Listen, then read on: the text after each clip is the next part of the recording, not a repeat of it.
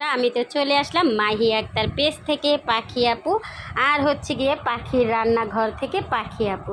তো পাখি আপু আজকে এই তো ঘরের কাজকর্ম দিয়েই ভিডিওটা স্টার্ট করতেছে। আর আজকে হচ্ছে গিয়ে পাখি আপুর ছেলের জন্মদিন। তা আমার ছেলের জন্মদিন ছিল তো আজকে আর কি। আর তো কালকে রাত্রে হচ্ছে আমার বড় বোন তারপরে ওর আন্টিরা সবাই মিলে একটা কেক নিয়ে এসেছিল, তো সেইটা তো কেটেছে রাত্রেই, তো সবাই দেখেছেন। আর আজকে ভাইয়ের জন্মদিন, বোনেরা স্কুলে যাবে না, তারা হচ্ছে গিয়ে স্কুল বন্ধ দিয়ে দিয়েছে একাই। তো দেখেন না কয়টা বেজে গেছে, 9টা বাজতেছে, ওদেরকে ডাকতেছি কিন্তু ওরা উঠতেছে না। আর আপনারা তো সবাই জানেন বড় মেয়েটা একটু অসুস্থ, আর আমি হচ্ছে গিয়ে আস্তে আস্তে মশারিটা একটু খুলে দিচ্ছি। ওরা উঠে গেছে, ওদেরকে ডেকে উঠিয়ে নিয়েছি। এখন হচ্ছে গিয়ে মশারিটাকে একটু খুলতেছি। আর হচ্ছে গিয়ে ছেলের যেহেতু জন্মদিন, তো মেয়ের অসুস্থ, আমার বড় মেয়েটা আবার অসুস্থ, সেটা তোর ভাই জানি যে, তো বলতেছিল ওর ভাই বলতেছিল থাক কিছু রান্না করার দরকার নেই, ও অসুস্থ। কিন্তু আমরা তো 4 বোন একই এলাকাতে থাকি, একসাথেই থাকি, এই বাড়ি ওই বাড়ি আর কি এরকম। তো ওর আন্টিরা তো ওই যে বললাম না, আমাদের বোনদের ভিতরে যার ছেলে মেয়েরই জন্মদিন হয়, রান্না হোক যে বাইরে বা নাই হোক, আমরা আর কি চলে যাই। তো চিন্তা করলাম যে না দুপুরে ওরা আসবে। আর আমি তো ওই যে বললাম না বড় মেয়েকে নিয়ে হাসপাতালে একটু দৌড়াদৌড়ি করতেছি, তো চিন্তা করে বললাম। তো ছেলে আবার বলছিল যে না দরকার নেই রান্না করার।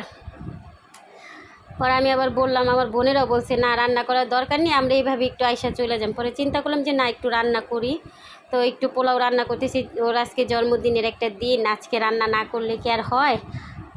আর আপনারা সবাই আমার ছেলেটার জন্য একটু দোয়া করবেন, আমার মেয়ের জন্য দোয়া করবেন। আর আমি হচ্ছে কি বিছানাটাকে একটু গুছিয়ে নিচ্ছি। আর ওইখানে চলেন আজকে কি রান্না করবো আর কি একটু দেখাই। তো এইখানে তো পাটাটা নিয়ে নিয়েছি মশলা একটু বাটার জন্য।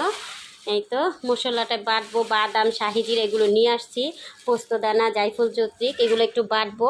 আর সাথে ঘি নিয়ে এসেছি, গরম মশলা আছে, আর নিয়ে এসেছিলাম পোলার চাল। তো এখানে 2.5 কেজি পোলার চাল আছে। তো এই আর মুরগি নিয়ে এসেছিলাম, তো মুরগিটাকে কেটে ভাজা হতে দিয়ে দিয়েছি। এই তো মুরগিটাকে ভেজে নিচ্ছি। আর এটা হচ্ছে গিয়ে সাদা ব্রয়লার মুরগি, তো তার জন্য একটু ভেজে নিচ্ছি, যে একটু ভেজে নিই তাহলে আর কি তেহারি বা মুরগির বিরিয়ানি বা তেহারি যেটাই বলেন সেটা রান্না করলে আর কি ভাঙবে না। সাদা মুরগিটা তো ভেঙে যায় রান্না করলে।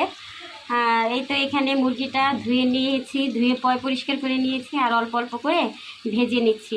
তো ভাজা হয়ে গেলে এই তো হচ্ছে গিয়ে যে একটু রান্না করে নেই।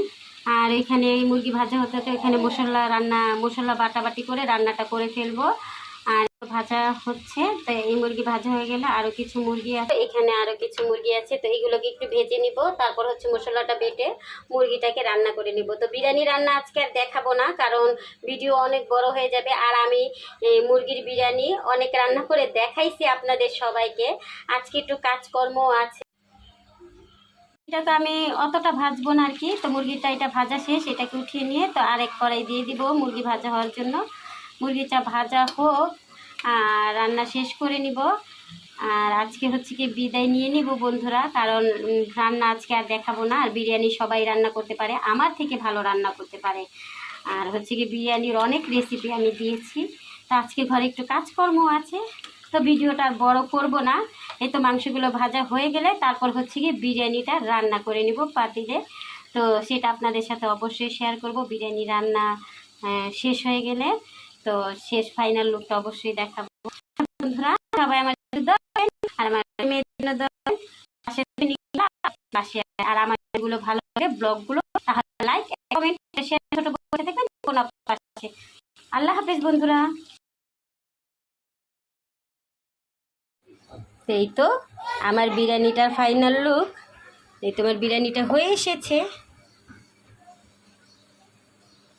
আমার ভিডিওগুলো যদি আপনাদের ভালো লেগে থাকে আমার প্রিয় ভাই ও বোনেরা, তাহলে আমার সাথে থাকবেন একটা লাইক কমেন্ট শেয়ার করে। আল্লাহ হাফিজ বন্ধুরা, দেখা হবে আমার পরবর্তী ভিডিওতে।